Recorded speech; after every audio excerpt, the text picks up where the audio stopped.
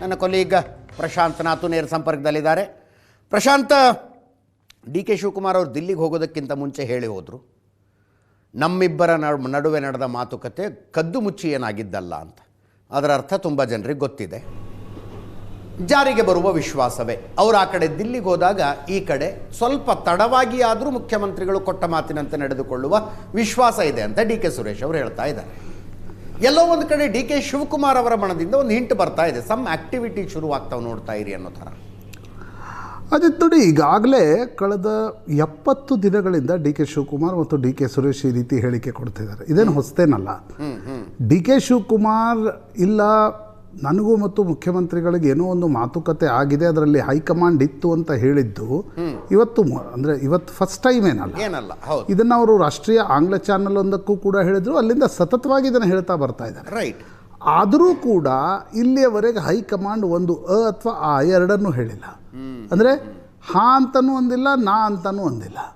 High command ಇಲ್ಲಿಯವರೆಗೆ ಯಾವುದೇ respond ಮಾಡಿಲ್ಲ ಅನ್ನೋದು fact of the matter. D K Shivakumar, D K Suresh ಪದೇ ಪದೇ ಹೇಳ್ತಿದ್ದಾರೆ ನಿಜ, ಆದರೆ ಇಲ್ಲಿಯವರೆಗೆ ಅವರು ಹೈಕಮಾಂಡ್ ಒಂದು ಹೆಜ್ಜೆಯನ್ನು ಕೂಡ ಮುಂದಿಟ್ಟಿಲ್ಲ. ನಾವೆಲ್ಲ ಹೇಳಿದ್ವಿ ಇಲ್ಲ CWC ಆಗುತ್ತೆ, CWC ಸೈಡ್ಲೈನ್ಸ್ನಲ್ಲಿ ಸೋನಿಯಾ ಗಾಂಧಿ, ಪ್ರಿಯಾಂಕಾ ಗಾಂಧಿ, ರಾಹುಲ್ ಗಾಂಧಿ ಕರೆದು ಸಿದ್ದರಾಮಯ್ಯ ಮತ್ತು ಡಿ ಕೆ ಶಿವಕುಮಾರನ್ನ ಕರೆದು ಮಾತಾಡಿಸ್ತಾರೆ. ಅಲ್ಲೂ ಏನು ಚರ್ಚೆ ನಡೀಲಿಲ್ಲ. ನಂತರ ಸುದ್ದಿ ಬಂತು, ಇಲ್ಲ ರಾಹುಲ್ ಗಾಂಧಿ 1-to-1 ಸಭೆ ನಡೆಸ್ತಾರೆ ಸಿದ್ದರಾಮಯ್ಯ ಮತ್ತು ಡಿ ಕೆ ಶಿವಕುಮಾರ್ ಜೊತೆಗೆ, ಸದನ ಆಗಲಿ ಅಂತ ಕಾಯ್ತಾ ಇದ್ದಾರೆ. ಸದನ ಆಯಿತು, ಸದನ ಆಗಿ ಮತ್ತೊಂದು ಸಲ ಸದನ ಸೇರ್ತು, ರಾಜ್ಯಪಾಲರ ಭಾಷಣ ಕೂಡ ನಡೀತು. ಆಗಲೂ ಕೂಡ ಹೈಕಮಾಂಡ್ ಏನನ್ನು ಹೇಳ್ತಾ ಇಲ್ಲ. ಇನ್ನೊಂದು ಕಡೆ ಬಜೆಟ್ನ ತಯಾರಿಯನ್ನು ಮುಖ್ಯಮಂತ್ರಿಗಳು ಅಧಿಕೃತವಾಗಿ ಆರಂಭಿಸಿದರು. ಈಗ ಡಿ ಕೆ ಶಿವಕುಮಾರ್ ದಿಲ್ಲಿಯಲ್ಲಿ ಅಸ್ಸಾಂನ ಸಭೆಗೋಸ್ಕರ ಹೋಗಿದ್ದಾರೆ. ಒಂದು ಅರ್ಥ ಆಗುವ ವಿಷಯ ಏನಂದರೆ ಪಾಲಿಟಿಕ್ಸ್ನಲ್ಲಿ ಅಜಿತ್, ಒಂದು ವೇಳೆ ಸಿದ್ದರಾಮಯ್ಯನವ್ರನ್ನ ಕೆಳಗಿಳಿಸುವ ಪ್ರಮೇಯ ಇದ್ದಿದ್ದಲ್ಲಿ ರಾಹುಲ್ ಗಾಂಧಿ ಡಿ ಕೆ ಶಿವಕುಮಾರ್ ಅವರ ಜೊತೆಗೆ ಸಿದ್ದರಾಮಯ್ಯನವ್ರನ್ನು ಕೂಡ ಕರೆಸ್ಕೊಳ್ಬೇಕಾಗಿ, ಡಿ ಕೆ ಶಿವಕುಮಾರ್ ಜೊತೆ ಮಾತುಕತೆ ನಡೆಸಿ ಅವ್ರನ್ನ ಮುಖ್ಯಮಂತ್ರಿ ಸ್ಥಾನದಲ್ಲಿ ಕೂರ್ಸೋಕ್ಕಾಗಲ್ಲ. ಸಿದ್ದರಾಮಯ್ಯನವ್ರ ಜೊತೆ ಮಾತುಕತೆ ನಡೆಸಿ ಕೆಳಗಿಳಿಸಿ ಅವರನ್ನು ಡಿ ಕೆ ಶಿವಕುಮಾರ್ನ ಕೂರಿಸ್ಬೇಕಾಗಿದೆ. ಒಂದು ವೇಳೆ ಕೂರಿಸುವ ಪ್ರಕ್ರಿಯೆ ನಡೆದರೆ, ಇಲ್ಲಿವರೆಗೆ ರಾಹುಲ್ ಗಾಂಧಿ ಒಂದು ಹೆಜ್ಜೆಯನ್ನು ಕೂಡ ಈ ವಿಷಯಕ್ಕೆ ಸಂಬಂಧಪಟ್ಟಂತೆ ಮುಂದಿಟ್ಟಿಲ್ಲ. ಹೀಗಾಗಿ ರಾಜಕೀಯ ವಲಯದಲ್ಲಿ ಸುದ್ದಿ ಇದೆ. Nobody is sure about it. ಏನು, ಮೊನ್ನೆ ಸದನ ಮುಗಿತಾ ಇದ್ದಂತೆ ಕೆಲವರು ಹೇಳಿದರು ಇಲ್ಲ D K Shivakumar resort politics ಶುರು ಮಾಡ್ತಾರೆ ಅಂತ. ಅದಕ್ಕೂ ಒಂದು ವಾರ ಆಯಿತು.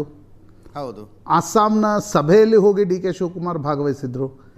ಆದರೆ ಅದಕ್ಕಿಂತ ಮುಂಚೆ ವಿಧಾನಸಭೆಯ ಅಧಿವೇಶನದಲ್ಲಿ ಡಿ ಕೆ ಶಿವಕುಮಾರ್ ಪಾಲ್ಗೊಂಡಿರಲಿಲ್ಲ. ಹೆಚ್ಚು ಕಡಿಮೆ ಅವರು ಕರಕೋತ್ಸವದಲ್ಲಿ ಬ್ಯುಸಿ ಇದ್ರು ಹೊರತು ವಿಧಾನಸಭೆಯ ಅಧಿವೇಶನದಲ್ಲಿ ಪಾಲ್ಗೊಂಡಿರಲಿಲ್ಲ. ರಾಜ್ಯಪಾಲರ ಭಾಷಣವನ್ನು ಕೂಡ ಯಾವಾಗ ಇಡಲಾಗಿತ್ತು, ಡಿ ಕೆ ಶಿವಕುಮಾರ್ ಡಾವೋಸ್ಗೆ ಹೋದಾಗ ರಾಜ್ಯಪಾಲರ ಭಾಷಣ ಇಲ್ಲಿ ನಡೀತು. ಹೀಗಿರುವ ಸಂದರ್ಭದಲ್ಲಿ ಅಜಿತ್, ಹೈಕಮಾಂಡ್ ಒಂದು ಹೆಜ್ಜೆಯನ್ನು ಕೂಡ ಮೂವ್ ಮಾಡದೇ ಇರುವ ಸಂದರ್ಭದಲ್ಲಿ, ಈಗ ನೋಡಿ ನವೆಂಬರ್ 30ಕ್ಕೆ ನಾವು ಇದನ್ನು ಚರ್ಚೆ ಮಾಡ್ತಾ ಇದ್ವಿ. ಏನು, ನವೆಂಬರ್ 20ರಿಂದ 30 ರಾಜ್ಯದ ಎಲ್ಲ ಕಡೆ ನಾವು ಮಾಧ್ಯಮಗಳಲ್ಲಿ ರಾಜಕೀಯ ಚರ್ಚೆ ಏನಿತ್ತು, ಇಲ್ಲ ಡಿ ಕೆ ಶಿವಕುಮಾರ್ಗೊಂದು ಖಚಿತ ಭರವಸೆಯನ್ನು ಹೈಕಮಾಂಡ್ ನೀಡಿತ್ತು 2.5 ವರ್ಷ ಅಂತ.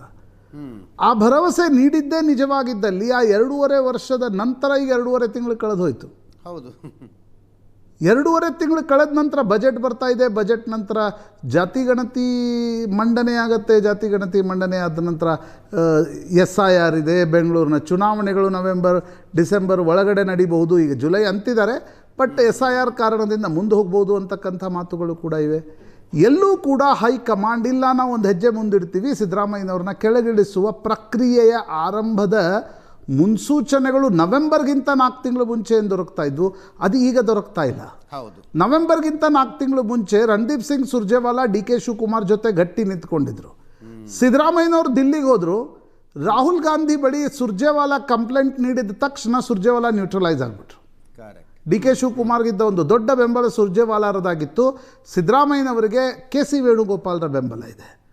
ಅನೇಕ ದಿಲ್ಲಿ ಮೂಲಗಳು ಹೇಳ್ತಾ ಇವೆ ಅಜಿತ್, KC ವೇಣುಗೋಪಾಲ್ ಪದೇ ಪದೇ ರಾಹುಲ್ ಗಾಂಧಿ ಹತ್ರ ಹೋದಾಗ no don't do anything, is one and only OBC chief minister of Congress in India, so don't do anything till the time Kerala elections gets over, don't do anything ಅನ್ನೋದು KC ವೇಣುಗೋಪಾಲ್ರ ರಾಹುಲ್ ಗಾಂಧಿಗೆ ಸಲಹೆ ಇರುತ್ತೆ ಅನ್ನೋದು ಡಿ ಕೆ ಶಿವಕುಮಾರ್ ಬಣ ಮಾಡ್ತಾ ಇರತಕ್ಕಂಥ ಆರೋಪ. ಹೀಗಿರುವ ಪರಿಸ್ಥಿತಿಯಲ್ಲಿ ಡಿ ಕೆ ಶಿವಕುಮಾರ್ ಮತ್ತು ಡಿ ಕೆ ಸುರೇಶ್ ಪದೇ ಪದೇ ಹೇಳ್ತಿದ್ದಾರೆ. ಆದರೆ ಹೈಕಮಾಂಡ್ ಒಂದು ಹೆಜ್ಜೆಯನ್ನು, ಒಂದು ಗೆರೆಯನ್ನು ಕೂಡ ಮುಂದಿಟ್ಟಿಲ್ಲ ಅವರು. ಹೀಗಿರುವ ಪರಿಸ್ಥಿತಿಯಲ್ಲಿ ಇದು ಪೊಲಿಟಿಕಲ್ ಆಗಿ ಒಂದು ಚರ್ಚೆ ಆಗ್ತಾ ಇದೆ. ಇಲ್ಲ ಡಿ ಕೆ ಶಿವಕುಮಾರ್ ಭಾಳ ದಿನ ಸುಮ್ಮನೆ ಕೂರಲ್ಲ, ತಾಳ್ಮೆಗೂ ಒಂದು ಮಿತಿ ಇರುತ್ತೆ ಅಂತೆಲ್ಲ ಹೇಳಿದರು. ಅಲ್ಲ ಅಜಿತ್, ಡಿ ಕೆ ಶಿವಕುಮಾರ್ಗೂ ಒಂದು ಸ್ಪಷ್ಟ ಅರಿವಿದೆ. ಒಂದು ಹೆಜ್ಜೆ ಹೊರಗಿಟ್ರೆ ಹೌದು ಒಳಗಡೆ ಬರೋಕ್ಕಾಗಲ್ಲ. ಒಂದು ಹೆಜ್ಜೆ ಹೊರಗಿಡುವ ಅರ್ಥ you have to align with BJP. Right, ಹೌದು ಹೌದು. If you want to have align with BJP, there should be a formal talks. Yes S.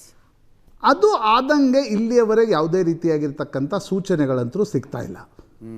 ಹೀಗಾಗಿ ನನಗನ್ಸುತ್ತೆ ಡಿ ಕೆ ಶಿವಕುಮಾರ್ಗೂ ಅವರ ಒಟ್ಟಾರೆ ಲಿಮಿಟೇಷನ್ಸ್ ಇರ್ತಕ್ಕಂಥದ್ದು ಕಾಂಗ್ರೆಸ್ನ ಒಳಗಡೆಯೇ ಮುಖ್ಯಮಂತ್ರಿ ಆಗಬೇಕಾದ್ರೆ ತಾಳ್ಮೆಯಿಂದ ಕಾಯಬೇಕು. ಕಾಂಗ್ರೆಸ್ನ ಹೊರಗಡೆ ಮುಖ್ಯಮಂತ್ರಿ ಆಗಬೇಕು ಅಂತಕ್ಕಂಥದ್ದು ಏನಾದರೂ ಡಿ ಕೆ ಶಿವಕುಮಾರ್ ಆಲೋಚನೆ ಮಾಡ್ತಿದ್ರೆ ನನಗನ್ಸುತ್ತೆ at this point of time ಆಲೋಚನೆ ನಡೀತಾ ಇಲ್ಲ. ನಡೀತಾ ಇಲ್ಲ. ಕಾಂಗ್ರೆಸ್ನ ಒಳಗಡೆ ಮುಖ್ಯಮಂತ್ರಿ ಆಗಬೇದ್ರೆ ತಾಳ್ಮೆಯಿಂದಿರಬೇಕಾಗತ್ತೆ, ಸಿದ್ದರಾಮಯ್ಯನವ್ರನ್ನ ಮನವೊಲಿಸಬೇಕಾಗತ್ತೆ.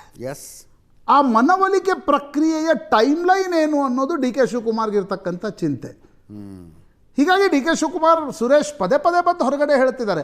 ಬಟ್ ನೋಡಿ, ಎಂಡ್ ಆಫ್ ದ ಡೇ ಈಗ ಕನಕೋತ್ಸವದಲ್ಲಿ ಎಷ್ಟು ಜನ MLAಗಳು ಬಂದು ಹೋದ್ರು? 40. ಹೌದು. You have a strength of 139. ಅಂದರೆ ಲಿಟ್ರಲಿ ಇಲ್ಲಿಯವರೆಗೆ ನಾನು 100ಕ್ಕೆ 100 ಜನ ಸಿದ್ದರಾಮಯ್ಯನವರು ಅಂತ ಹೇಳಲ್ಲ, ಅದರಲ್ಲೊಂದು 25-30 ಜನ ಹೈಕಮಾಂಡ್ ಅಂತಲೇ ಇಟ್ಕೊಳ್ಳೋಣ. ಅಂದರೆ ಸಿದ್ದರಾಮಯ್ಯನವರ ಬಳಿ 60-70 ಲಾಯಲ್ ಶಾಸಕರಿದ್ದಾರೆ. ನೀವು ಮುಖ್ಯಮಂತ್ರಿ ಆಗಬೇಕಾದ್ರೆ, ಹೈಕಮಾಂಡ್ ಮೇಲೆ ಒತ್ತಡ ಹಾಕಬೇಕಾದ್ರೆ, you should have at least 70 to 80 members. Correct. ನನಗನ್ಸುತ್ತೆ ಆ ಮೂಮೆಂಟ್ ಬರುವವರೆಗೆ ಹೈಕಮಾಂಡ್ ಕೂಡ ಒಂದು ಹೆಜ್ಜೆ ಇಡುತ್ತಾ, ಅಥವಾ ಸಿದ್ದರಾಮಯ್ಯನವರು ರಾಹುಲ್ ಗಾಂಧಿ ಕರೆದು ಮಾತನಾಡಿದ್ರು ಅನ್ನುವ ಕಾರಣಕ್ಕೋಸ್ಕರ ಏನಾದರೂ ಮಾಡ್ತಾರ? This are all hypothetical prepositions ಅಂತ ನನಗನ್ಸುತ್ತೆ. ಎಸ್, ಮಾರುತೇಶ್ ಇದ್ದಾರೆ ನಮ್ಮ ಜೊತೆಗೆ. ಮಾರುತೇಶ, ವಿದೇಶ ಪ್ರವಾಸಕ್ಕೆ ಪ್ರತಿಯಾಗಿ ರೆಸಾರ್ಟ್ ರಾಜಕಾರಣ ನಡೀಬಹುದು. ಸೀರಿಯಸ್ ಥಾಟ್ ಇದೆಯಾ ಇದ್ರ ಬಗ್ಗೆ? ಅಂದರೆ ಇವ್ರು ಹೋಗಿ ಸುಮ್ಮನೆ ಒಂದು ಕಡೆ ಊಟಕ್ಕೆ ಸೇರ್ತಾರೆ ಆ ಥರನ, ಅಥವಾ ಹೋಗಿ ಕೂತ್ಕೋತಾರ ಅಲ್ಲಿ? ಅಲ್ಲ, ಈಗ ಡಿ ಕೆ ಶಿವಕುಮಾರ್ ಅವರ ಬಣದಲ್ಲಿರ್ತಕ್ಕಂಥ ಶಾಸಕರ ಬಳಿ ಪ್ರಮುಖವಾಗಿ ಇರತಕ್ಕಂಥ 2 ವಿಚಾರ ಪ್ರಸ್ತಾಪ ಆಗ್ತಾ ಇತ್ತು. ಯಾಕಂದರೆ ಈಗ ದೆಹಲಿ ಪ್ರವಾಸದಿಂದ ಡಿ ಕೆ ಶಿವಕುಮಾರ್ ವಾಪಸ್ ಬಂದರೆ ಏನಾದರೂ ಒಂದು ಮೆಸೇಜನ್ನು ತೆಗೆದುಕೊಂಡು ಬರ್ತಾರೆ. ಆ ಮೆಸೇಜಿನ ಬಳಿಕ ತೀರ್ಮಾನವನ್ನು ತೆಗೆದುಕೊಳ್ಳೋದು ಅನ್ನೋದು ಡಿ ಕೆ ಶಿವಕುಮಾರ್ ಬಣದಲ್ಲಿರ್ತಕ್ಕಂಥ ಶಾಸಕರ ಅಭಿಪ್ರಾಯ.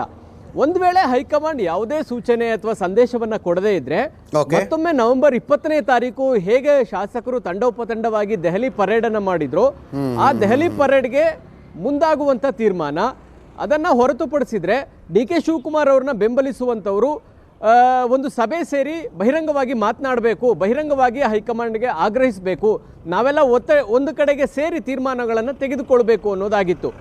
ಎಲ್ಲಿಯ ತನಕ ಈ ವಿಚಾರ ಚರ್ಚೆ ಆಗಿತ್ತು ಅಂತ ಹೇಳಿದ್ರೆ, ಈಗ ಅದು ಒಂದು ಮಾಹಿತಿ ಬರ್ತಾ ಇದೆ, ಅದು ಎಷ್ಟರ ಮಟ್ಟಿಗೆ ಸತ್ಯವೋ ಗೊತ್ತಿಲ್ಲ. ಹೊರ ರಾಜ್ಯದಲ್ಲಿ ಈಗಾಗಲೇ ರೆಸಾರ್ಟ್ ಕೂಡ ಬುಕ್ ಆಗಿತ್ತು. ಹೈಕಮಾಂಡ್ ಗಮನಕ್ಕೆ ಬಂದ ಮೇಲೆ ಡಿ ಕೆ ಶಿವಕುಮಾರ್ ಅವರಿಗೆ ಈ ಥರದ ಚಟುವಟಿಕೆಗಳನ್ನು ಮಾಡಬೇಡಿ ಅನ್ನುವಂಥ ಸೂಚನೆ ಬಂದಿದೆಯಂತೆ. ಆ ಕಾರಣಕ್ಕಾಗಿ ಅದೆಲ್ಲವನ್ನ ಕ್ಯಾನ್ಸಲ್ ಮಾಡಿದ್ರು ಅನ್ನುವಂಥ ಚರ್ಚೆಗಳು ಕೂಡ ಡಿ ಕೆ ಶಿವಕುಮಾರ್ ಬಣದಲ್ಲಿರ್ತಕ್ಕಂಥ ಶಾಸಕರ ಬಳಿ ನಡೀತಾ ಇದೆ. ಸೊ ಹೀಗಾಗಿ ದೆಹಲಿಯ ನಾಯಕರಿಂದ ಸ್ಪಷ್ಟ ಸಂದೇಶ ಸಿಗದೇ ಇರುವ ಕಾರಣಕ್ಕಾಗಿ ಡಿ ಕೆ ಶಿವಕುಮಾರ್ ಎಷ್ಟು ಫ್ರಸ್ಟ್ರೇಷನ್ ಆಗಿದ್ದಾರೋ ಗೊತ್ತಿಲ್ಲ. ಡಿ ಕೆ ಶಿವಕುಮಾರ್ ಬಣದಲ್ಲಿರ್ತಕ್ಕಂಥ ಶಾಸಕರು ಫ್ರಸ್ಟ್ರೇಷನ್ಗೆ ಒಳಗಾಗ್ತಾ ಇದೆ ಅಂತ ಕಾಣಿಸ್ತಾ ಇದೆ. ಎಲ್ಲಿಯ ತನಕ ಮಾಡ್ತೀವಿ ಅಥವಾ ಇಲ್ವಾ ಅನ್ನೋದನ್ನು ಕಮ್ಯುನಿಕೇಟ್ ಮಾಡಿ, ಮಾಡ್ತೀವಿ ಅನ್ನೋದಾದರೆ ಯಾವಾಗ ಸಮಯ ಅನ್ನೋದನ್ನಾದರೂ ತಿಳಿಸಿ ಅನ್ನುವಂತಹ ನಿರೀಕ್ಷೆ ಶಾಸಕರದ್ದಾಗಿದೆ. ಯಾಕಂದರೆ ಪ್ರತಿ ಬಾರಿ ಕೂಡ ಶಾಸಕರು ಎದುರಾದಾಗ ಇದೇ ಪ್ರಶ್ನೆ ಅವರಿಗೆ ಎದುರಾಗುತ್ತೆ. ಕ್ಷೇತ್ರದಲ್ಲಿ ಹೋದಾಗ ಮುಖಂಡರುಗಳು ಕೂಡ ಕೇಳ್ತಾರೆ. ಅವರು ಎಲ್ಲೇ ಹೋದರೂ ಕೂಡ ಈ ವಿಚಾರಗಳು ಪದೇ ಚರ್ಚೆ ಆಗ್ತಾ ಇದೆ. ಶಾಸಕರುಗಳು ಉತ್ತರ ಕೊಡೋದಕ್ಕೆ ಸಾಧ್ಯ ಆಗ್ತಾ ಇಲ್ಲ, ಮಾಧ್ಯಮಗಳ ಸೃಷ್ಟಿ ಅಂತ ಹೇಳಲಿಕ್ಕೂ ಕೂಡ ಸಾಧ್ಯ ಆಗ್ತಾ ಇಲ್ಲ. ಹೀಗಾಗಿ ಶಾಸಕರು ಗೊಂದಲಕ್ಕೆ ಸಿಲುಕ್ತಾ ಇದ್ದಾರೆ. ಮುಂದೆ ಲೋಕಲ್ ಬಾಡಿ ಚುನಾವಣೆ ಇರ್ಬೋದು, GBA ಚುನಾವಣೆ ಇರ್ಬೋದು, ಈ ಎಲ್ಲ ಚುನಾವಣೆಗಳಿಗೆ ಈ ಗೊಂದಲಗಳನ್ನು ಇಟ್ಕೊಂಡು ನಾವು ಚುನಾವಣೆ ಫೇಸ್ ಮಾಡೋಕ್ಕಾಗಲ್ಲ. ಯಾಕಂದರೆ ಲೋಕಲ್ ಬಾಡಿ ಚುನಾವಣೆ ಶಾಸಕರ ಜವಾಬ್ದಾರಿಯಾಗಿರುತ್ತೆ. ಒಂದು ವೇಳೆ ಗೆಲ್ಲಿಕ್ಕೆ ಸಾಧ್ಯ ಆಗಿಲ್ಲ ಅಂದರೆ ಆ ಶಾಸಕರ ಮಹತ್ವ ಮತ್ತು ಅವರ ಕರ್ತವ್ಯದ ಬಗ್ಗೆಯೂ ಕೂಡ ಪ್ರಶ್ನೆಗಳು ಹೇಳ್ತವೆ. ನಾಯಕತ್ವದ ಬದಲಾವಣೆಯಲ್ಲಿ ಇಷ್ಟೊಂದು ಗೊಂದಲಗಳ ಇಟ್ಕೊಂಡು ಚುನಾವಣೆಯನ್ನು ನಡೆಸೋ ಸಾಧ್ಯ ಇಲ್ಲ ಅನ್ನುವಂಥ ಅಭಿಪ್ರಾಯಗಳನ್ನು ಹೈಕಮಾಂಡ್ಗೆ ಸೂಚ್ಯವಾಗಿ ತಿಳಿಸುವಂಥ ಪ್ರಯತ್ನವನ್ನು ಕೂಡ ಸಾಕಷ್ಟು ಮುಖಂಡರು ಮಾಡಿದ್ದಾರೆ. ಹೀಗಾಗಿ ಡಿ ಕೆ ಶಿವಕುಮಾರ್ ಬಣದಲ್ಲಿರ್ತಕ್ಕಂಥವ್ರು ಈ ಬಾರಿ ಶತಾಯಗತಾಯ ಬಜೆಟ್ ಸೆಷನ್ನ ಒಳಗಡೆ ನಾವು ಈ ಆಕ್ಟಿವಿಟಿ ಶುರು ಮಾಡದೇ ಇದ್ದರೆ ಹೈಕಮಾಂಡ್ ಮಧ್ಯಪ್ರವೇಶ ಮಾಡಲ್ಲ ಅನ್ನೋದು ಅರಿವಿಗೆ ಬಂದಂತೆ ಕಾಣಿಸ್ತಾ ಇದೆ. ಅದಕ್ಕೆ ಪೂರ್ವಭಾವಿ ತಯಾರಿಗಳು ಕೂಡ ನಡೆದಿದ್ದಾವೆ. ನವೆಂಬರ್ 20 ಯಾಕೆ ಆಕ್ಟಿವಿಟಿ ಶುರುವಾಯಿತು ಅಂತ ಹೇಳಿದ್ರೆ ಹೈಕಮಾಂಡ್ ಸಚಿವ ಸಂಪುಟ ಪುನರ್ರಚನೆ ಗ್ರೀನ್ ಸಿಗ್ನಲ್ ಕೊಡ್ತು. ನಾಯಕತ್ವ ಬದಲಾವಣೆ ವಿಚಾರಕ್ಕೆ ಚರ್ಚೆಗೆ ಯಾವುದೇ ಮುನ್ಸೂಚನೆಯನ್ನು ಕೊಡಲಿಲ್ಲ. ಇವರಿಬ್ಬರನ್ನ ಕರೀತಾರೆ ಅನ್ನುವಂಥ ಯಾವುದೇ ಮಾಹಿತಿಗಳು ಇರಲಿಲ್ಲ. ಹಾಗಾಗಿ ಅನಿವಾರ್ಯವಾಗಿ ಶಾಸಕರು ತಂಡೋಪತಂಡವಾಗಿ ದೆಹಲಿ ಪರೇಡ್ ಮಾಡಬೇಕಾದಂಥ ಪರಿಸ್ಥಿತಿ ಸೃಷ್ಟಿಯಾಯಿತು. ಆಗ ಸಚಿವ ಸಂಪುಟ ಪುನರ್ರಚನೆಗೂ ಬ್ರೇಕ್ ಬಿತ್ತು. ಸೆಷನ್ನ ಬಳಿಕ ಕರಿತೀವಿ ಅನ್ನುವಂಥ ಒಂದು ಮೆಸೇಜ್ ಪಾಸ್ ಆದಂಗಿತ್ತು. ಹಾಗಾಗಿ ಎಲ್ಲವೂ ತಣ್ಣಗಾಯಿತು. ಆದರೆ ಈಗ ಸೆಷನ್ ಮುಗಿದು ಎಲ್ಲವೂ ಆಯಿತು, ವಿಶೇಷ ಅಧಿವೇಶನವೂ ಆಯಿತು. ಈಗ ಬಜೆಟ್ ಸೆಷನ್ ಆರಂಭಕ್ಕೂ ಮುನ್ನ ಇನ್ನೂ ಕೂಡ ಕರೆಯೋ ಲಕ್ಷಣಗಳು ಕಾಣದೇ ಇರೋದನ್ನು ಗಮನಿಸಿದಾಗ ಡಿ ಕೆ ಶಿವಕುಮಾರ್ ಬಣದಲ್ಲಿರ್ತಕ್ಕಂಥ ಶಾಸಕರಲ್ಲಿ ಈ ಫ್ರಸ್ಟ್ರೇಷನ್ ಕಾಣ್ತಾ ಇದೆ. ಇಷ್ಟು ದಿನ ತಾಳ್ಮೆಯಿಂದ ಇದ್ದಿದ್ದಕ್ಕೆ ಹೈಕಮಾಂಡ್ ಕರೆಯುವಂಥ ಮನಸ್ಸು ಮಾಡ್ತಾ ಇಲ್ಲ. ಹೀಗಾಗಿ ಒಂದಷ್ಟು ಆಕ್ಟಿವಿಟಿಗಳನ್ನು ಶುರು ಮಾಡಿದರೆ ಹೈಕಮಾಂಡ್ ಮಧ್ಯಪ್ರವೇಶ ಮಾಡಿ ಇತ್ಯರ್ಥ ಮಾಡ್ಬೋದು ಎನ್ನುವಂಥ ನಿರೀಕ್ಷೆಯನ್ನು ಇಟ್ಕೊಂಡಿದ್ದಾರೆ. ಈ ಆಕ್ಟಿವಿಟಿ ಡಿ ಕೆ ಶಿವಕುಮಾರ್ ಅವರಿಗೆ ಅದು ಲಾಭ ಆಗುತ್ತೋ ಅಥವಾ ಅದೇ ತಿರುಗುಬಾಣವಾಗ್ತದೋ ಇನ್ನೂ ಆ ಕ್ಲಾರಿಟಿ ಸಿಗ್ತಾ ಇಲ್ಲ. ಹಾಗಾಗಿ ಆ ತೀರ್ಮಾನವನ್ನು ತೆಗೆದುಕೊಳ್ಳೋದಕ್ಕೆ ಒಂದು ಎಚ್ಚರಿಕೆಯಿಂದಲೇ ತೀರ್ಮಾನವನ್ನು ತೆಗೆದುಕೊಳ್ಬೇಕು ಅನ್ನೋದು ಡಿ ಕೆ ಶಿವಕುಮಾರ್ ಬಣದಲ್ಲಿರ್ತಕ್ಕಂಥ ಶಾಸಕರು. ಹಾಗಾಗಿ ರೆಸಾರ್ಟ್ದು ಒಂದು ಕಡೆ, ಇನ್ನೊಂದು ಕಡೆ ದೆಹಲಿ ಪರೇಡ್, ಈ ಎರಡು ಆಪ್ಷನ್ಗಳು ಡಿ ಕೆ ಶಿವಕುಮಾರ್ ಬಣದಲ್ಲಿರ್ತಕ್ಕಂಥ ಶಾಸಕರಲ್ಲಿ ಇದೆ. Ajit, yes, thank you so much Maruthesh ನಿಮ್ಮ ಎಲ್ಲ ಮಾಹಿತಿಗೆ.